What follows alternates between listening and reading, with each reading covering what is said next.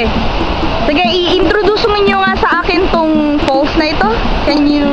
Second falls, ito yung pinakamataas na falls sa 7 falls ng Tibuli. Forward tayo, sir. Sige. Mag-up kayo. Ito ay isang hitibong nakikita sa Tibuli ng Pantang Lake City. Siya siyang idiot. Siya ba yung T-Rex na Tibuli? Oo. Pakita mo nga. Kung mapapansin nyo yung kamay, Forward tayo habang nagsasalita kayo. likely lang kasi hindi siya well-developed na species. Oh, sige, magsalita lang kayo. Kung mapapansin mo, kahit ang sabihin natin hindi siya, kasi yung pag-iisip, ang kanyang utang isa. Siliit na utang na Nag-ano kami, documentary. Ito siya mga miracle. Documentary about T-Rex.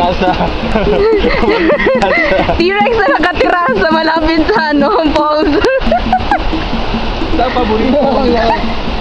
Ang paboritong habitat ng T-Rex ay falls. Minsan dito siya naliligo.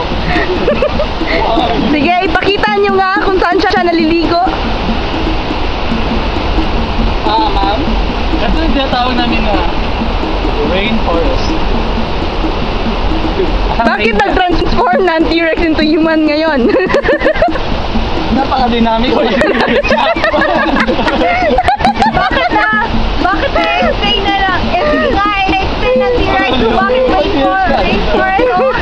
Huwag ka mag-explain, T-Rex ka lang. Ganito kasi yan. T-Rex ka nga. Huwag ka mag-explain. Tingnan mo. Kainin mo. Snail?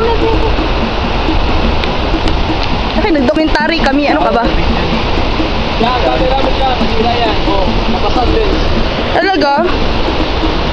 Hindi ka tayo pwede makipag-picture doon?